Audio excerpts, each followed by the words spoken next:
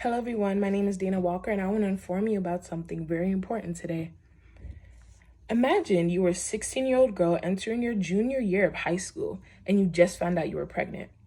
Your mother is a single mother struggling to support you and your siblings, and your boyfriend claims that the child you're carrying is not your child. What would you do? Some girls will take on the challenge and provide for the child and do everything in their power to get a job. Some girls may option for adoption once the child is born, and some girls will decide on an abortion. Currently in the United States, it is not legal in some states to go through with an abortion. Some women want to have their choice to be able to do what they want so bad, and this has been going on for decades. There are many things about abortion people don't know, and it's important to know the facts. I didn't know very much about abortion myself until I did some research, and I was surprised to find out some things that I would like to educate others on also.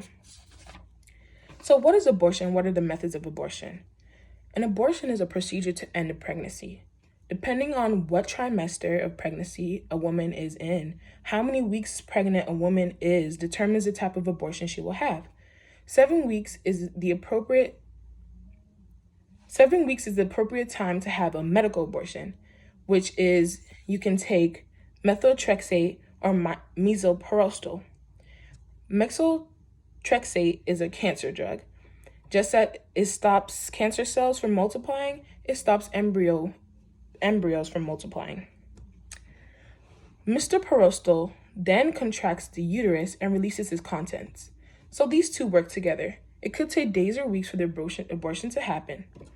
Up to 10 weeks, there's also another medical abortion, and it involves mifepristone and misoprostol. These two drugs work together to end a pregnancy. And up to 12 to 16 weeks, vacuum aspiration is done. It's also called a suction aspiration. This involves gentle suction to pull the fetus from the placenta out of the uterus. It isn't painful and it is effective immediately.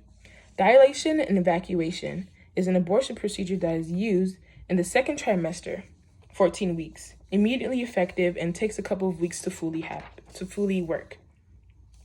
An induction abortion is not usually done in the U.S.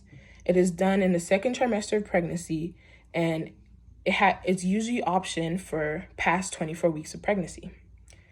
Your uterus will contract to release the pregnancy, and your provider might also use a suction or spoon-like instrument called a curette to clean out your uterus. And it involves you taking medicines that put you into labor. Now, the laws of abortion. According to Healthline, 61 countries, including much of Europe, allow abortions without any restrictions. 26 countries ban abortions altogether, with no exceptions.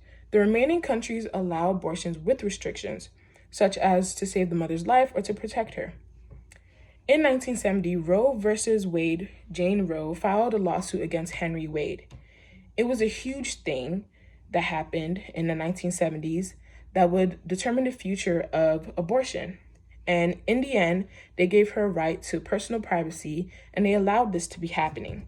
Here's a video of what was going on during those times.